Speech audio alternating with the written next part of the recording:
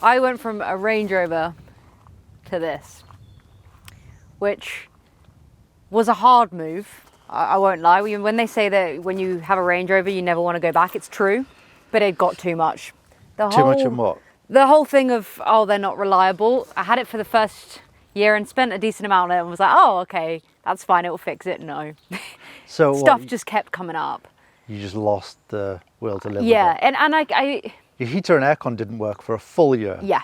Oh, and it was small things like the aircon, you get it regassed, fine, but the heater, to get to it, they have to literally remove the whole front of the dashboard to get through to it. Some people drill holes in it to try and get to the heater because it's such a expensive job. There was just thing after thing after thing.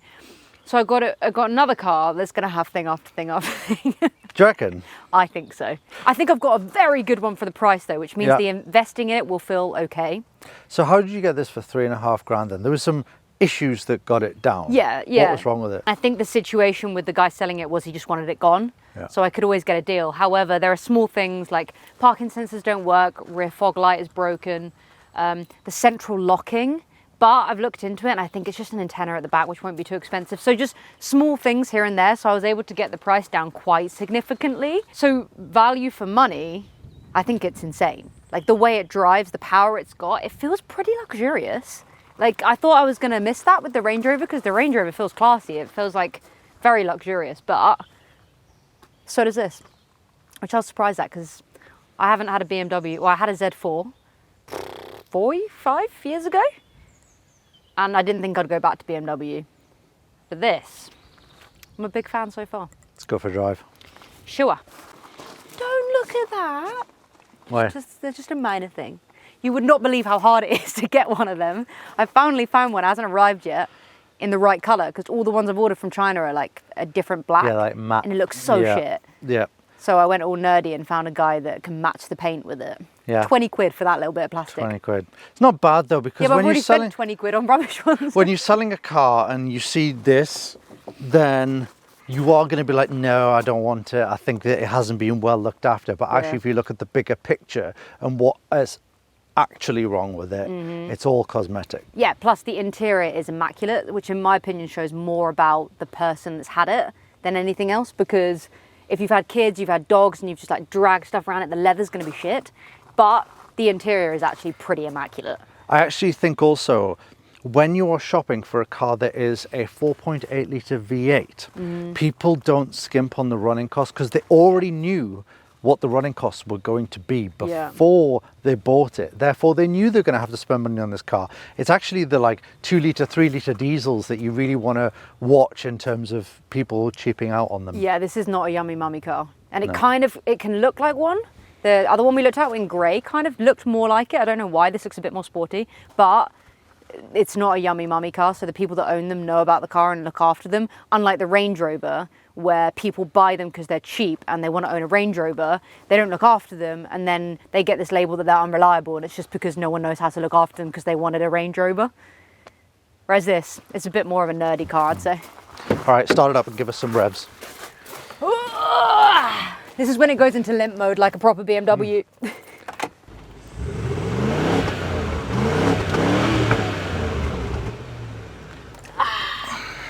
The thing that I like about this interior is this whole, what would you call it? Like tortoise shell? No, like wood effect. Trim. No, I don't know what I'd call the effect. I call it walnut. Call it old man look. And it kind of makes it a little bit more timeless in a way, which I really like. I like it. Also, like carbon fibre and aluminium. It's just been done now. So done. And it's in every single car. You might as well be a little bit different. I think wood's going to make a comeback, to be honest. I hope so. I really hope so, because it looks classy. Obviously, with it being older, the entertainment system is shit, but who really uses like a sat-nav anymore? I've got something I want to say about that. I hate this whole trend at the moment of... iPad in a car? No. Obsessions and reviews with how bad infotainments are, because you never use it. So you always...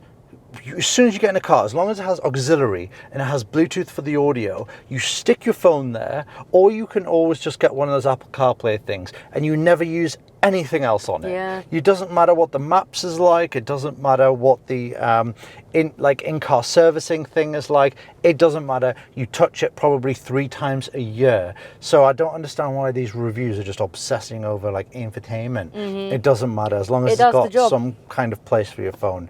You're good. Yeah. You're ready. So first thing when I bought this car and drove it for the first time was how heavy the steering was. It's really difficult to kind of spin it around corners, and I wasn't used to that.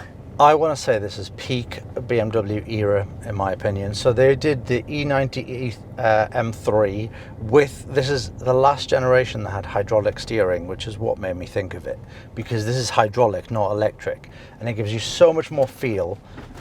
It really feels like you're driving, but they actually made cars that were good to drive and good chassis, and that E90 chassis is incredible. And I think this has a lot of that DNA. What's this, the E70? And I was shocked at how well this drove, actually. Yeah, so was I, especially with, it's got 96,000 miles on the clock. And I don't know, it just feels like you just bought a brand new car. In the way it drives, in the way it feels, in the way it looks. And I don't know what you could get for this price, like a good SUV that has that feel.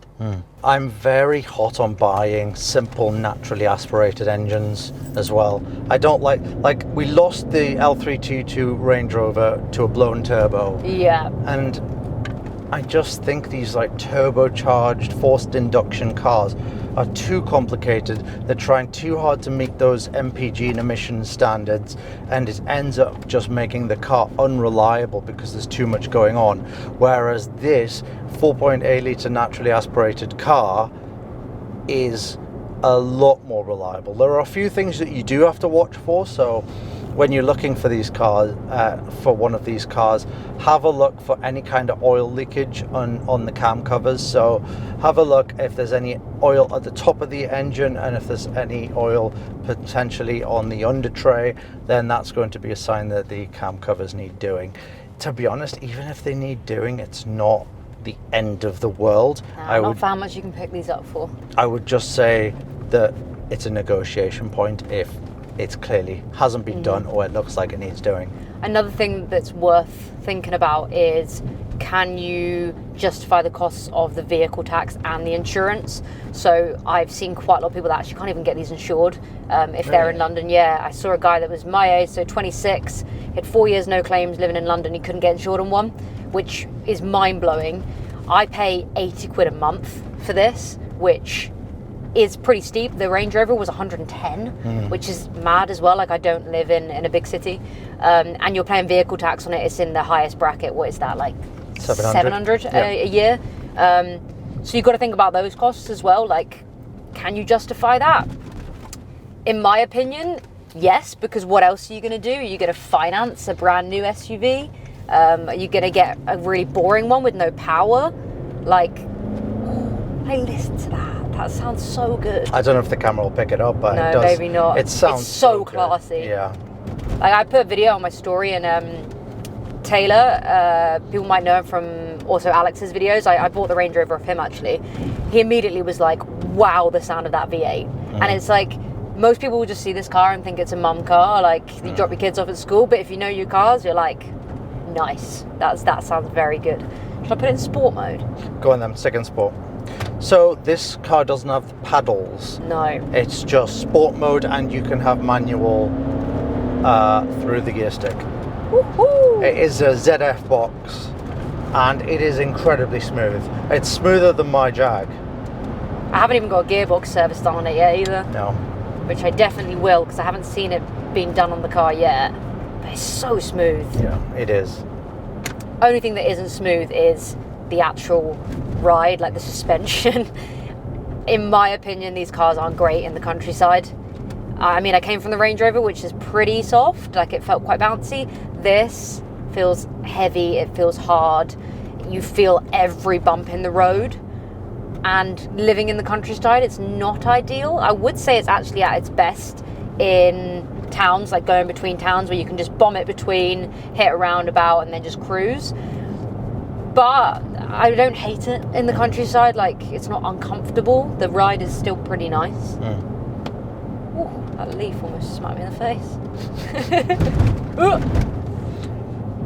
One thing you do have to look out for in these cars is the gearbox is quite unreliable if it hasn't been kept well. So you need either a well-maintained car, one that's had a gearbox service, or again, budget for just getting one done for peace of mind, because if you do get regular services on them, then they'll go on forever. I'm averaging at the moment. Woo! 80 miles an hour very, very quickly. I'm averaging at the moment 17 miles per gallon, and that's another thing to think about with this car. Is I'm honestly at the petrol station every 3 days basically. I would never ever ever buy this car if I had a long commute, and the fact that people do is mind-blowing to me. Like, you must spend so much on petrol, but I don't drive that much, so I don't really mind. I do not understand why people spend so much money on their daily driver. So I think there's an odd theme going on at the moment where car manufacturers are trying to combine a daily driver and something that is fun and powerful, so you can drop the kids off at school and then go on like a backroads drive. But it's not working, in my opinion. Firstly, the running cost is insane because you're spending huge amounts of money on, say, a BMW M3. That thing is going to depreciate so fast that it's going to be so difficult for you to keep that car upgraded when a new one comes along. Secondly, they never, ever, ever are as good as a car that is dedicated sports car. So I would much rather have this plus like an old Porsche Boxster as a two-car garage than something like a new BMW M3 where you're completely stuck in it. It's still quite stale because it's heavier, it's bigger, and I've never actually driven one which has given me any kind of fizz. Therefore, a car like this, which has all the straight line speed you ever need, it's pretty good and fun to drive when it wants to be, but not, amazing. But therefore, it allows you to have that budget and space to go on to buy something that is dedicated for those things. Therefore, it's going to help your personal wealth. You're going to have an infinitely better car for those holidays, the B-road blasts, the weekends, and therefore, it's going to be a lot more cost effective, and the car experience is going to be so much better. But people are getting trapped in these like Mercedes A45s and things like that where they're just numb. The worst car I ever drove was the TTS and the Audi S3. What a boring car that was to pilot. It was just so point and shoot. Harry Metcalf said that the steering is really light and numb, and it reminds him of getting, when someone gives you a limp handshake and afterwards you feel a bit grim afterwards because like it's just, you feel a bit violated. It was like that, and he's so right with that. So get your cheap daily driver, put the miles on it, and always just be putting your money towards that fun weekend toy, because you're never going to be able to combine the two.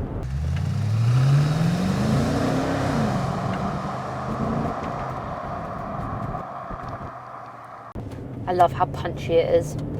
Like, you can get in and out of small spaces even though it's a beast. And there's no turbo lag. You don't put your foot down, wait at the roundabout, and then you're off. Really struggled with that with the Range Rover because it's also very big. So if you want to try and get out on a roundabout, you can't. You have to just sit there. Whereas this, even though it's a very big car, you can get in and out of little spaces quite easily. I don't know if this is all BMWs. I might be wrong here. I just don't remember it being the case on my Z4. When you indicate, it does it once. So you have to, if you're on a motorway, so you have to hold it. Yeah. That feels really stupid. I don't remember that. I always remember it being like a couple of times and then off. It's once. And then if you hold it down fully, it just keeps going.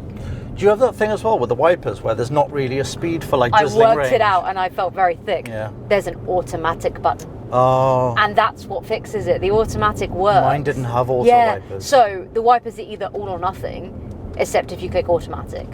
So when I hacked that, I felt like a genius, but even though it literally says here, automatic. I see. Optional extras on the car, we did some research. There was nothing in particular where I was like, you have to have that. No. Heated seats are really nice. Yeah. Glass roof does add a bit of It airiness. looks very classy. We should get a shot from back there of what the car looks like, and it looks lovely. And Makes it alloy look bigger. wheels look cool. Yeah. And I'd say also the silver trim on the outside looks really nice. Now I think they're getting a little bit too wannabe drug dealer in some specs, like the blacked out spec and the tinted windows and things. I think you should try and skip that.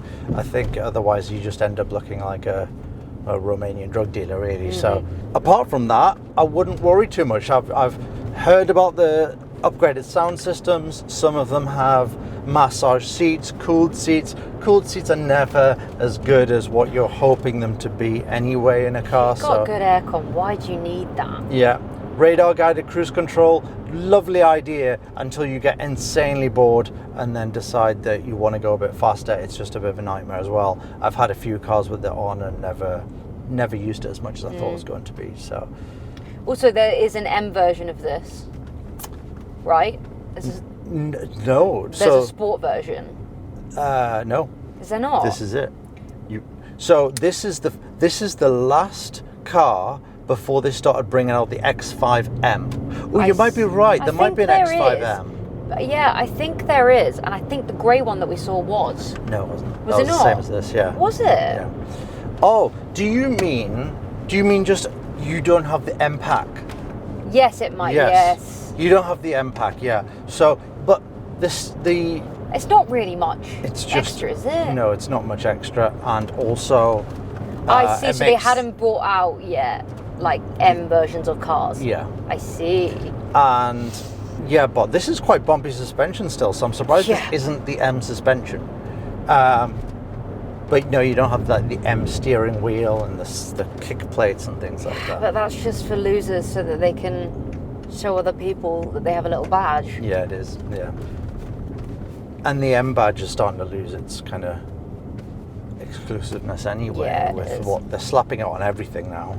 I also feel like as a brand, BMW is starting to lose its class. So I would never buy a new BMW. Whereas this doesn't look like, I mean, there is the new one, but it still looks like the traditional BMW with the grille and everything. Yeah. So it doesn't make me feel uncomfortable to own, just because I'm so anti the whole new BMW and everyone financing them thing. Yeah. So unbelievable purchase. I recommend them to anybody. I know that if you go on Auto Trader now, they're probably going to be more like $5 to $6 grand. I still would, for reliability's sake. Don't buy one and expect good MPG. If you're someone who does a lot of miles, a lot of commuting, you probably do want to look at something like a diesel. However, if you're someone who doesn't do the miles but wants something fun, wants something reliable, wants something that sounds good, unbelievable car. If you've enjoyed this video, drop it a like, subscribe if you haven't already, and see you in the next one.